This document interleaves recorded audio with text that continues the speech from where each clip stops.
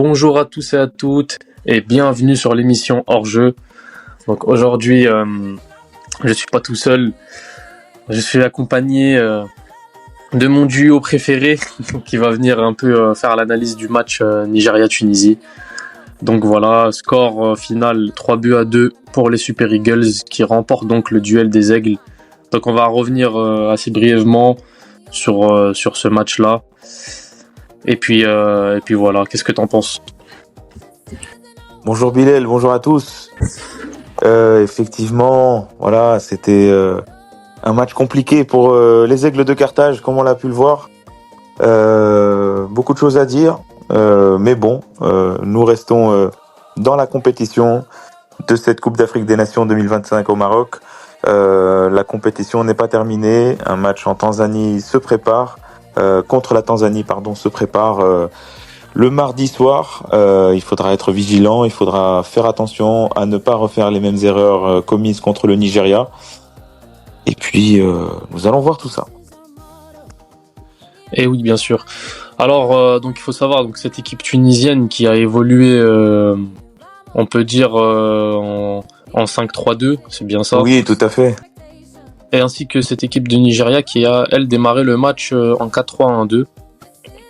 Donc, pour ce qui est des compositions d'équipe, on avait côté nigérian, on avait au but Enwa Bali, latéral gauche Onyemachi, dans l'axe Calvin Bassey avec Ajayi, à droite Osayi Samuel, au milieu de terrain, donc on avait un milieu à 3 avec Iwobi, Ndidi en pointe basse et Onyeka en milieu relayeur.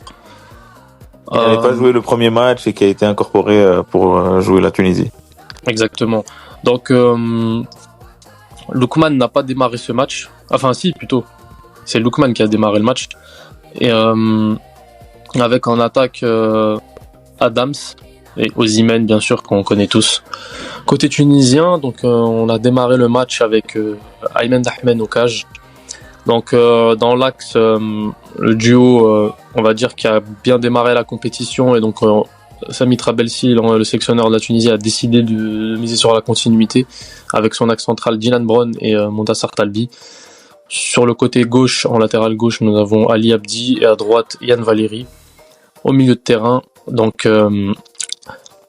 c'était un milieu à 3 avec Skiri, Sassi et Mejbri. Donc Skiri est plus sur le côté défensif, bien sûr, en pointe basse, avec Sassi et Mejbri relayeur et plus offensif, on va dire. Et donc en pointe, Azem Mastouri, avec comme deuxième attaquant Elias Achouri. Donc voilà, la Tunisie qui décide d'attaquer à 2 dans ce match. Et on va dire des deux côtés, on peut remarquer que les deux sélectionneurs ont décidé à peu près de renforcer, on va dire, le milieu de terrain. Donc voilà. Ouais, tout à fait. Effectivement, nous savons plutôt combien ce match est historique. Il y a eu beaucoup de Tunisie-Nigeria. Le dernier en date à la CAN étant à la CAN 2021 au Cameroun.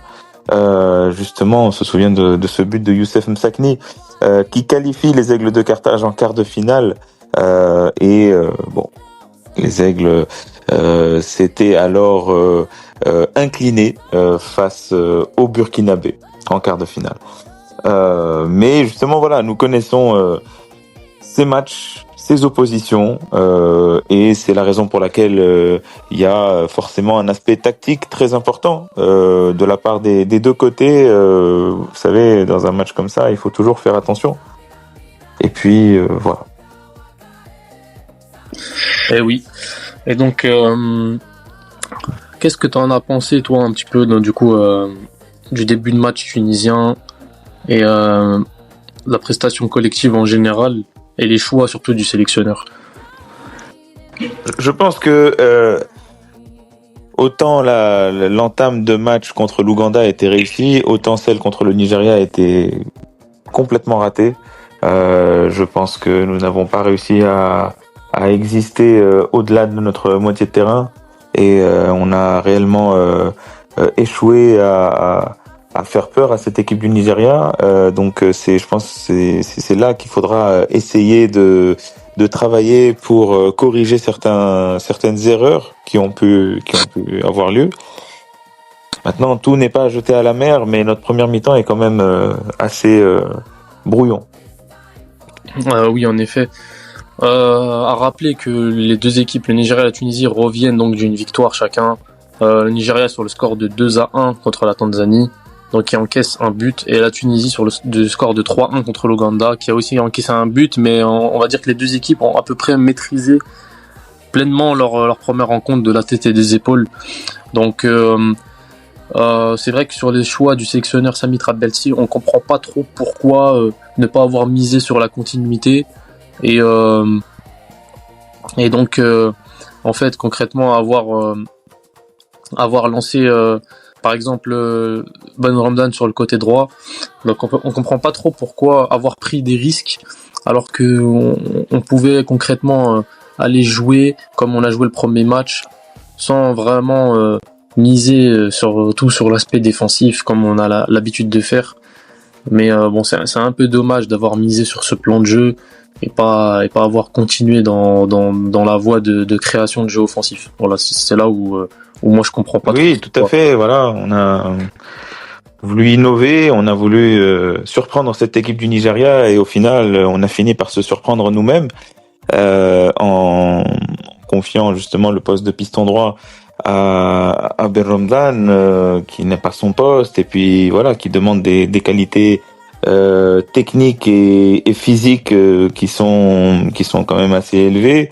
Donc voilà, je pense que il y a certaines erreurs qui ont été commises et maintenant notre responsabilité c'est de bien les analyser, bien les comprendre pour ne pas les refaire. C'est très important. On est encore en vie dans cette compétition, donc faut essayer de tout faire pour y rester le plus longtemps possible. Qu'est-ce que tu en as pensé, toi, des changements en deuxième période ? Je pense que les changements ont été intéressants dans le sens où on était très mauvais, on était très mal en points, on perdait 3-0 et donc il fallait forcément quelque chose pour voilà renverser la vapeur, pour essayer de en tout cas se projeter dans le dernier tiers adverse et pour peser sur cette défense nigériane qui a été très peu mise en danger par notre secteur offensif. Donc voilà, l'entrée de Tounekti par exemple a réellement mis en danger les Nigérians, qui les a justement leur sélectionneur Eric Schell a fait rentrer un troisième axial à la suite de l'entrée tonitruante de Tounekti. Donc voilà, qui aurait même pu être passeur décisif à la fin du match avec un centre pour Ferjani Sassi qui manque le cadre de très peu, qui aurait pu égaliser d'ailleurs.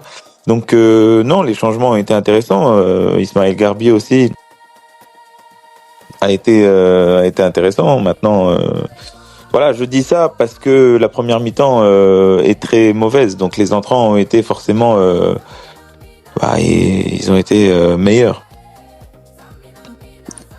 Oui, c'est sûr que on a vu du mieux par rapport à la première période où on n'a pas du tout existé, mais surtout tactiquement où j'ai senti des joueurs très perdus sur le terrain. Maintenant, c'est vrai que on n'a pas non plus au milieu de terrain gagné on n'a pas beaucoup remporté des duels, surtout physiquement. Dans l'engagement physique, j'ai trouvé les Nigérians meilleurs que nous en première période. Et c'est vrai qu'après 3-0, on a senti un peu qu'ils baissaient le rythme. Moi, je sais pas si c'était vraiment voulu parce que au final, ils ont quand même encaissé 2 buts et ça, c'est jamais voulu d'encaisser des buts. Donc mais c'est vrai que dans l'engagement physique, sur les 20 dernières minutes, j'ai senti des Nigériens un peu fatigués qui se sont laissé aller, hein. Il y avait du laisser aller, surtout défensivement. J'ai trouvé des carences dans cette équipe nigériane. Oui, je suis d'accord.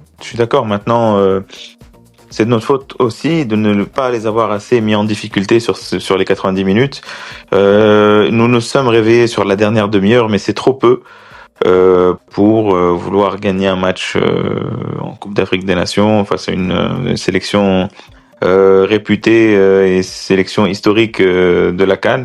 Donc voilà, c'est vrai qu'il y a eu une réaction qui est à souligner, qui est à saluer, mais elle intervient beaucoup trop tard pour espérer quoi que ce soit dans ce match, sachant qu'on était à 3-0. Donc c'est déjà bien, j'ai envie de dire, de pouvoir revenir à 3-2.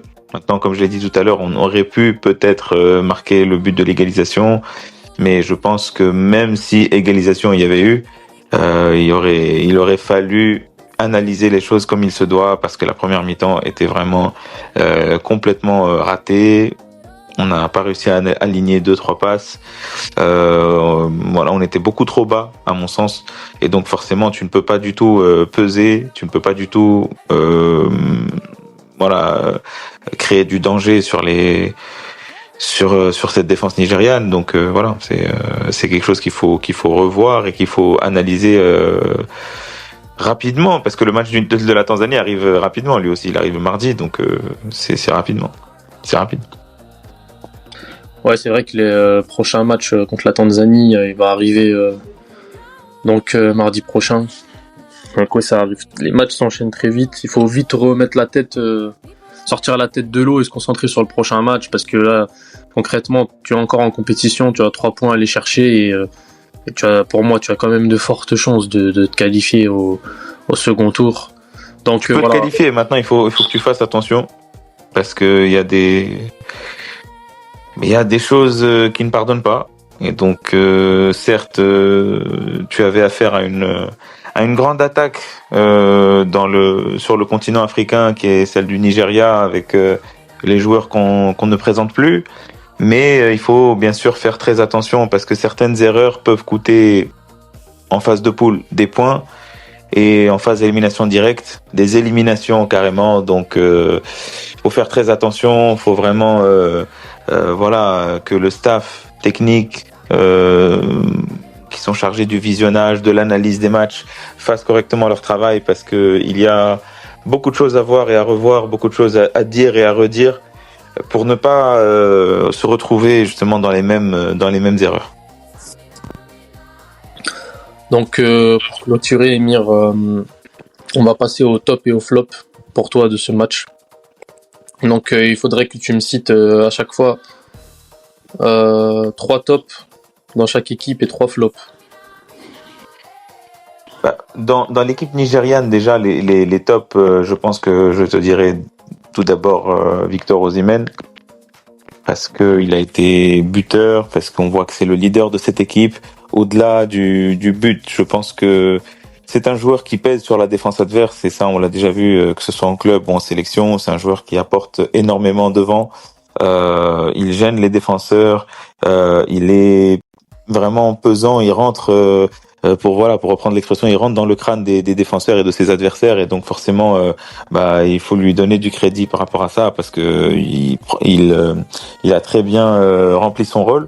Ademola Lookman aussi, qui finit homme du match et qui a vraiment pesé sur notre jeu, tout simplement. Il a été positionné numéro 10, et c'est vrai qu'il se positionnait beaucoup à gauche, même si il permutait beaucoup avec Adams, et il était très très libre sur ce terrain-là. Donc et puis moi j'ai bien aimé aussi le match de Ndidi au milieu de terrain, qui franchement je trouve que il a été très intéressant, il a été très pertinent dans l'utilisation du ballon. Le milieu de terrain, c'est aussi le secteur où on a vraiment failli, il faut dire la vérité. Donc ça c'est pour mes top 3 nigérians. Ensuite mes top 3 tunisiens, c'est un peu difficile, mais je te dirais Tounekti, parce que son entrée, elle change le visage de la Tunisie. Oui, c'est un joueur qu'on a peu vu en sélection, c'est un joueur qu'on a peu vu en équipe nationale. Là, il avait la possibilité de se montrer, et il a eu donc un peu moins de 30 minutes. Et en tout cas, on a pu voir un petit peu l'étendue de son talent. Il a été positionné sur le flanc gauche, et on a tout de suite vu qu'il a été très dangereux. Il a amené du danger, il provoque des corners, il amène quelque chose de vraiment très intéressant, ce qui lui permet justement de dribbler en avançant, et ça c'est pas quelque chose qui est donné à tout le monde dans ce secteur-là. Ensuite, j'ai je dirais, voilà, dans la continuité du match contre l'Ouganda, mais Hannibal, en tout cas en deuxième mi-temps, a été entreprenant, a été intéressant. Il a joué vers l'avant et surtout quand Ralbi est rentré, voilà, il y a eu ces transversales, il y a eu ces débordements qui font que voilà, tu arrives à exister, tu arrives à créer le danger. Donc ouais, voilà, Hannibal et Tounekti. Maintenant, bon, le troisième, franchement, je te dirais que j'ai un peu de mal. Et si je dois en nommer un, allez, presque à moindre échelle, Sriri, qui a quand même été propre techniquement, même si voilà, le milieu de terrain a quand même été inondé et n'a pas pu résister. Mais ouais, Sriri a quand même été plus propre techniquement que Ferjani Sessi. Oui, moi au niveau de mes tops, je dirais Hannibal Mejbri, Ali Abdi et je pense ouais, Sriri aussi. Pareil, parce qu'on a vu que quand on avait balle au pied les 20 dernières minutes, on a vu directement l'apport, sa touche technique au milieu de terrain pour essayer de remonter le ballon. Et, au niveau des flops, moi je dirais premièrement Ayman Dahmen, sur ce match-là, il ne m'a pas trop rassuré sur sa ligne. Je l'ai même, à vrai dire, je l'ai trouvé même sur certaines situations catastrophiques, mais je pense il peut se ressaisir sur les prochains matchs. Ensuite, Mohamed Ali Ben Ramdan, même si c'est pas vraiment de sa faute d'avoir été mis dans ces dispositions-là, on est obligé de le mettre dans les flops quand même. Et je pense que le troisième flop, ça serait peut-être, je dirais, Montassar Talbi, malgré son but, qui a quand même perdu beaucoup de duels dans ce match, en 1 contre 1 contre Osimhen, et c'était assez difficile de contenir les offensives nigérianes, surtout que le milieu de terrain a été noyé lors de la première période, le milieu de terrain tunisien. Donc voilà. Moi, pour mes flops, rapidement, je mets le secteur tunisien, le secteur défensif tunisien en flop. C'est difficile de distinguer un joueur en particulier parce que je pense que toute notre défense a été à l'agonie face à l'attaque du Nigeria. Donc voilà. Le deuxième flop, je pense que je mets Sami Trabelsi parce que voilà, c'est aussi un acteur du match, donc je pense qu'on peut l'intégrer au top et au flop. Et là, je pense que c'est un flop dans sa lecture du match, dans sa compo de départ et dans le système qu'il a choisi voilà pour aborder ce match. Et enfin, voilà, je pense qu'on peut mettre dans les flops, si on doit en nommer un, en tout cas, à titre personnel, Dahmen, le gardien, parce que je pense que un gardien, c'est aussi un poste critique pour aller très loin. Je sais que j'ai parlé du secteur défensif de manière générale, mais je veux avoir une attention particulière sur le gardien parce que tu as besoin d'un gardien qui te fait des parades si tu veux aller loin à la CAN. Et je suis désolé, mais hier, à part un corner où il dégage, où il boxe le ballon, il m'a pas donné l'impression d'être rassurant et d'être vraiment dominateur par rapport aux attaquants adverses. Donc c'est un peu ça le problème, surtout que quand je revois les buts, à chaque fois je me dis que il a la possibilité d'intervenir, il aurait pu faire mieux et je suis peut-être un petit peu dur sur lui, mais c'est parce que il a montré aussi qu'il a la capacité de faire mieux. Donc voilà. Donc voilà. On espère en tout cas que vous avez aimé notre analyse d'après-match. C'était Nigeria-Tunisie, 3-2 pour le Nigeria. On espère que ça vous a plu ce genre de contenu et on aimerait continuer à produire ce genre de podcast pour vous faire plaisir. Donc n'hésitez pas à mettre dans les commentaires ce que vous en avez pensé du match et on se dit à très bientôt. À très vite.